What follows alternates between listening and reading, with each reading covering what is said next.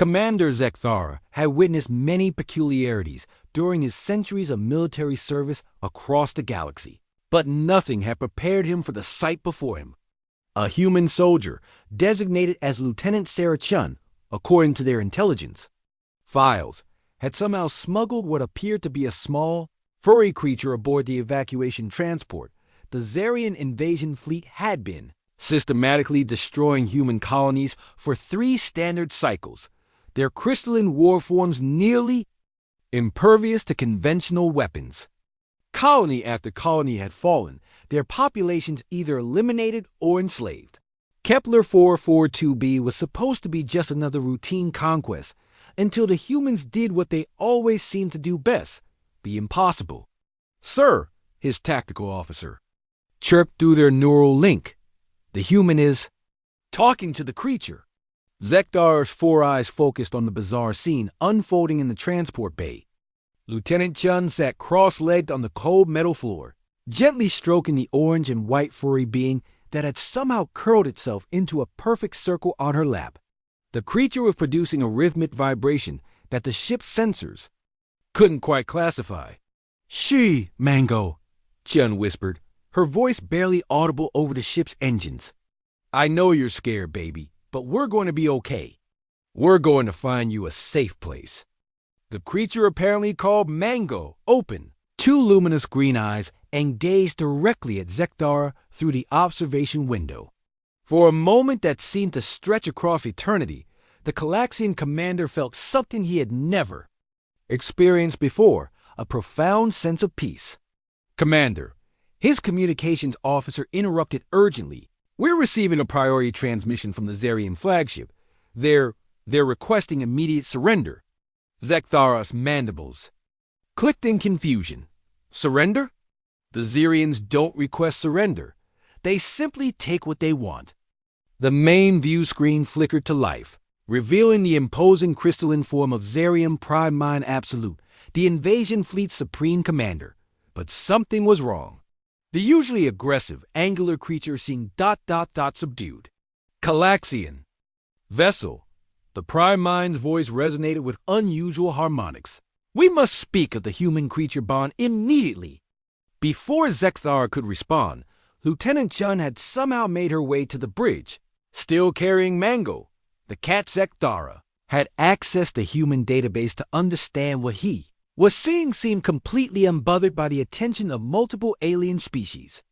"You want to know about cats?" Chun said, settling into an empty chair. Mango immediately began his rhythmic vibrating again, and Zekthara noticed that every being on the bridge seemed to relax slightly. Mango here was a rescue. Found him half dead in the ruins of New Shanghai after your first wave hit. The Zarian Prime Mind's crystalline form shifted, colors flowing through its translucent body in patterns Zekthara had never seen before. The creature, it generates harmonic frequencies that resonate with our core matrices, but more than that, it cares for you, despite having no evolutionary obligation to do so. Chun smiled, continuing to stroke Mango's fur. "That's what cats do. Well, when they want to." Mango's always been special, though. He seems to know when people need comfort.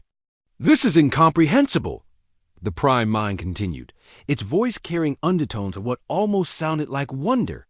"Our intelligence indicated that humans domesticated these creatures for practical purposes: pest control, protein source, territorial markers. But this creature serves none of these functions. It is ... purely for emotional synchronization." "He's family," Chun said simply. "I couldn't leave him behind." Zekthara watched as something unprecedented happened. The Prime Mind's crystalline structure began to dim, its aggressive angular edges softening into more curved forms. Across the bridge, his own crew members were unconsciously moving closer to the human and her cat. "We have analyzed 17,000 species across 43 galaxies," the Prime Mind said slowly.